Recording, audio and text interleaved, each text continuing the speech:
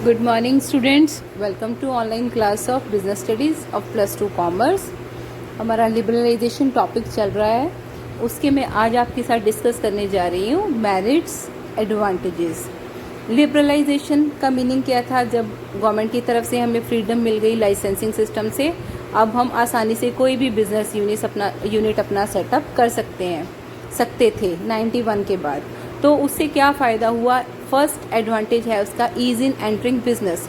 जो नई economic policy बनाई गई जिसमें लाइसेंस सिस्टम को ख़त्म किया गया था, उसके बाद अब किसी भी बिज़नेस के लिए बहुत इजी बन गया कि अब वो किसी भी बिज़नेस में आसानी से एंटर कर सकते थे।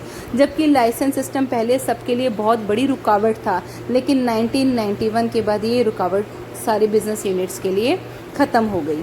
Second is increase in competitiveness. Liberalisation के बाद मल्टीनेशनल कंपनीज को फ्रीडम मिल गई थी कि वो इंडियन मार्केट में आके काम कर सकते थे। इससे मार्केट में कंपटीशन इंक्रीज हो गया और जो फर्म्स नई सिचुएशन को फेस नहीं कर पाई उनको अपने बिजनेस बंद करने पड़े। मतलब इसने मार्केट में अल्टीमेटली कंपटीशन को इंक्रीज कर दिया। Third one is improve technology environment. Liberalisation से पहले मार्केट में कोई इतना कंपटीशन नहीं था, लेकिन जब मल्टीनेशनल कंपनीज आई तो वो नई टेक्नोलॉजी लेके आई, जिसकी वजह से इंडियन मार्केट्स को भी लेटेस्ट टेक्नोलॉजी को अडॉप्ट करना पड़ा। फोर्थ एडवांटेज है मोर डिमांडिंग कस्टमर। लिबरलाइजेशन से पहले अक्सर मार्केट में प्रोडक्ट्स की शॉर्टेज रहती थी और कस्टमर्स को उसी सामान के साथ एडजस्ट करना पड़ता था जो उन्हें मिल जाता था।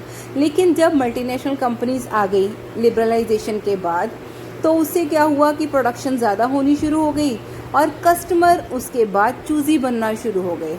तो अब ये मार्केट बन चुकी थी कस्टमर ओरिएंटेड मार्केट, जिसमें गुड्स को as per need and preference of the customer बनाना शुरू कर दिया गया।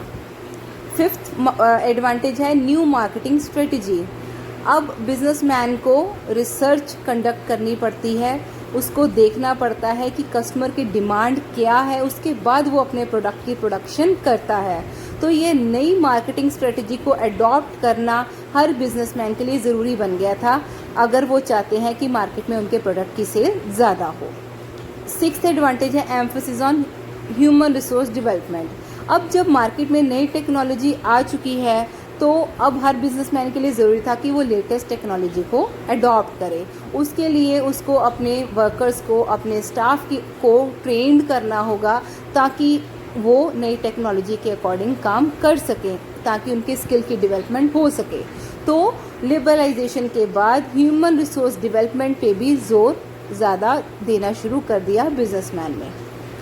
Seventh one is thrust on export. Thrust होता है कंसंट्रेशन ऑन एक्सपोर्ट। जब मार्केट में नई फर्म्स आ गई इंडियन मार्केट में, तो इससे क्या हुआ गया, हर फर्म कोशिश करने लगी कि मैं अपनी प्रोडक्शन ज़्यादा करूं और मैं अपने प्रोडक्ट इंटरनेशनल लेवल पे सेल करूं, ताकि इंटरनेशनल मार्केट में भी मेरा कुछ शेयर बन सके, कुछ मार्केट मेरे अंडर आ सके।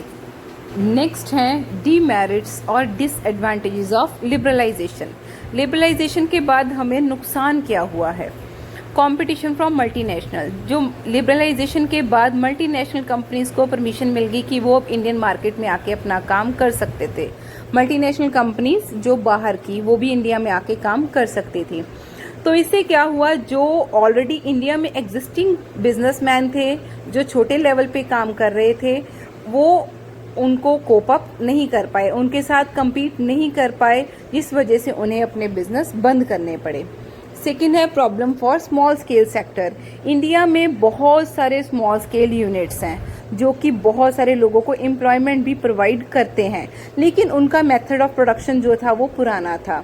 और जब कस्टमर्स को बेटर प्रोडक्ट्स मिल रहे होंगे मार्केट में, तो वो छोटे मोटे बिजनेसमैन के आउटडेटेड टेक्नोलॉजी वाले प्रोडक्ट्स क्यों डिमांड करेंगे? तो मल्टीनेशनल कंपनीज के आने से स्मॉल स्केल बिजनेस यूनिट्स की डिमांड जो थी वो कम हो गई। Third point is creating monopoly.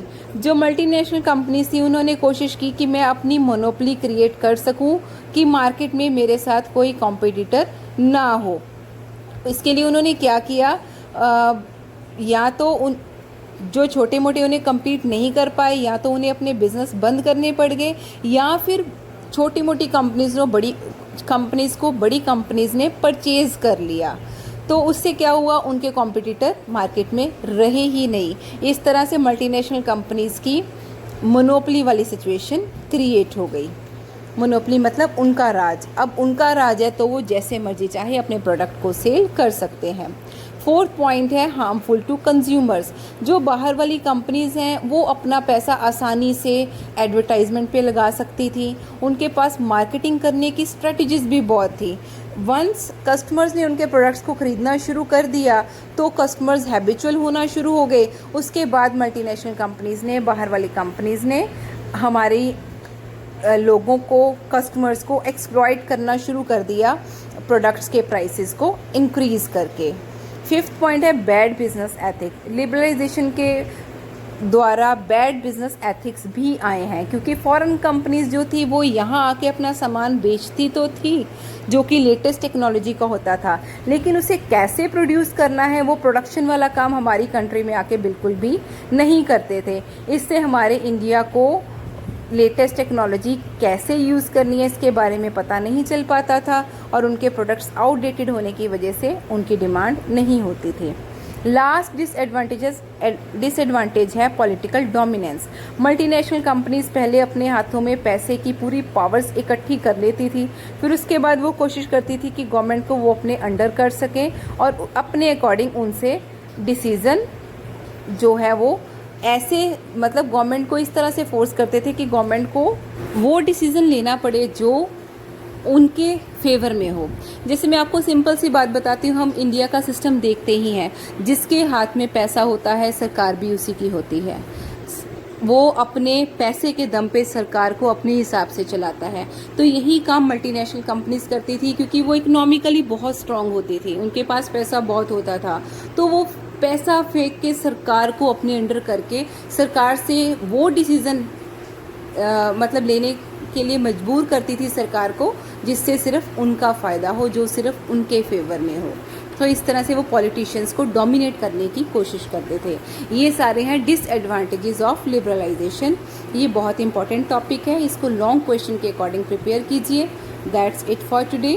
Thank you, have a nice day, stay home, stay safe and keep enjoying online studies. Thank you beta.